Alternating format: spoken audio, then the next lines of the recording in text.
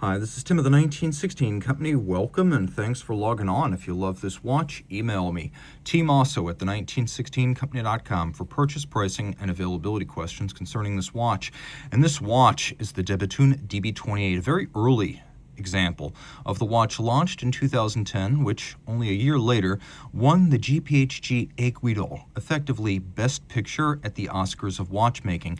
Now this is an early variant. All DB28 variants are a little bit different. They vary by case, they vary by dial shading, dial details, handset, balance wheel, and even details of the triple parachute shock protection. So this variant right here, launched in 2010, right at the beginning of production, was made in only about 24 pieces total, so it's a rare watch. It's mechanically spectacular. It is aesthetically spectacular. It's built with integrity, and it has lots to love. It is a full-size DB28, but it has something you'll rarely see, the short lugs. More on that in a moment. The case is 42.7 millimeters in diameter. It's 10.9 millimeters thick. Now the short lugs, there were 3 different lug sizes up to 2020 on the DB28s.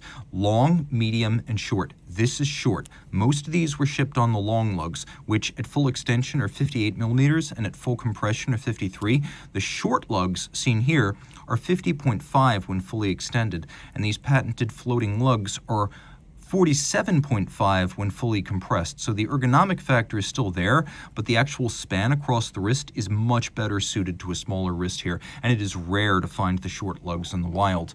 The watch has a strap, which, as you can see, is a combination of rubber and a textile like rubber on the top. It's sort of fresh ultramarine or bright cobalt, and then you can see in profile it is stitched, and it's a Jean Rousseau strap for DeBethune, and that's a little bit redundant because Jean Rousseau makes the OEM straps for DeBethune, but 2 brands better than 1, right?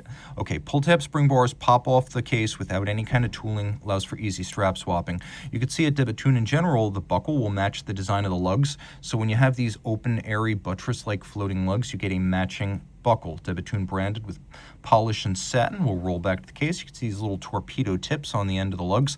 The last styling vestige of the original DB1 chronograph, the company's first product back in 2002, and you'll still see these little ogival tips on the modern watches as well. The case is actually a monoblock because if you look, you can see there's no separate mid-case and bezel, making for a seamless aesthetic up top. We have a little pusher and profile for the moonphase, which is patented. We'll go through the patented elements as we encounter them. The ergonomic lugs, patented. The moonphase, patented. First, it's a perpetual calendar moonphase, which means it needs only one adjustment every 122 years. Second, it is a spherical moonphase. If you look very carefully, you can see the system of bevel gears that actually drives it. And so it's 1/2 inert white palladium and the other half blued steel. When they go together, they're both white, and then the sphere is fired over metal shavings on a brass plate over an oil lamp, and almost immediately the steel oxidizes blue while the palladium remains white.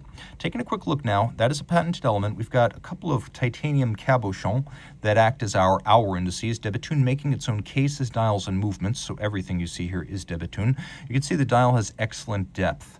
And we move inboard. We've got a blue on silver white track for reading the minutes.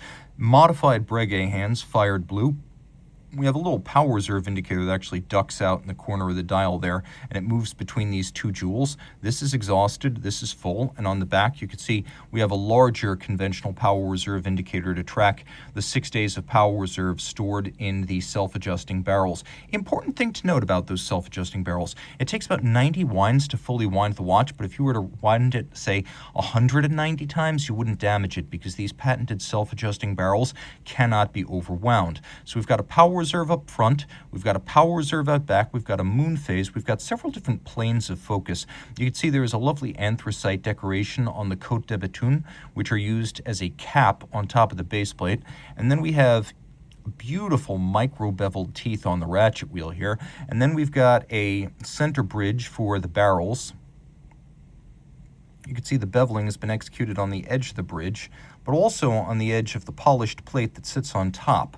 And Côte de Bethune is different from Côte de Genève in that the wheel that lays down the stripes is reversed on each side, so they mirror each other. You can see the mirror finish at center. You can also see that the jewel sinks have been beveled. So we got beveling on the edges, beveling in the jewel sinks, and then full rounded mirror polishing with a taper of the balance bridge. That is an extraordinary level of attention to detail that takes a long time with a capital L and a capital T. This is the kind of decoration you might associate with La Fabrique du Temps, Romain Gauthier, perhaps Grubel Forsey, but it's here on DeBethune. They're often known for their styling and their technology, but do not look askance to the finish. Taking a quick look at what we've got here, we've got a triple parachute shock protection system. So a steel shock spring on flanking jewels. We have 1, 2, 3 shock protection springs. That is also patented. And the idea here is, yes, to prevent damage, and these watches have been used in pro golf, pro tennis. They've been tested to destruction, and destruction never really came, so they've passed that test with flying colors. But it's not just here to prevent damage. If the outer springs can take up the majority of the shock, it may be that the balance staff pivot never needs to be displaced from its cup jewel at center, and thus it will be able to keep better time. So this is not just here to prevent damage, it actually improves chronometry. So that shock protection system is patented. Now look at the balance. You can see it's a silicon disc with a precious metal rim, and there being no notches in the outer edge of this balance. I am going to say this is their silicon and platinum balance wheel, with the mass outboard being the annular attachment at the edge. The ring allowing this balance to do 3 things that watchmaker and brand founder Denis Flageolet considers absolutely essential. 1 is to maximize the percentage of total mass in the rim. That's just best practices with the balance wheel. 2nd, to reduce the impact of temperature change on timing, and this does that well. And then finally, to whatever extent possible, reduce the impact of aerodynamic drag on timing, and by removing any kind of external poising weights or timing masses, Denis has created a very slick, aerodynamically slick balance. And it beats away at 4 hertz, and we've got a hairspring. We have a patented balance, patented shock protection, patented barrels, patented floating lugs, patented moonphase. Take a look at that hairspring. You can see it's a flat hairspring, but look at that little joint right above the bridge. You see that? That is where the outer curve and the inner coils are actually reconnected after the DeBethune watchmaker cuts out the terminal coil, shapes it manually, and then reclamps it to the inner coils. And the effect of this is to keep everything thin like a flat hairspring and shock resistant like a flat hairspring, but allow it to breathe concentrically like an overcoil. So no matter what position this watch is in on your desk or your dresser at night, it's going to keep excellent time. And that is the point of that hairspring curve. It's a 30mm movement, so it nicely fills this case. It doesn't look undersized in any way. The standard of decoration, the level of patented technology, and the sheer investment of going for dials, movements, cases, and even balance wheels in-house shows you where the priorities lie at DeBethune. And again, with only about 24 of these made since 2010 in this exact spec, a rare watch. Reach out to Team Mosso at the1916company.com for purchase and pricing details after you observe this one last feature.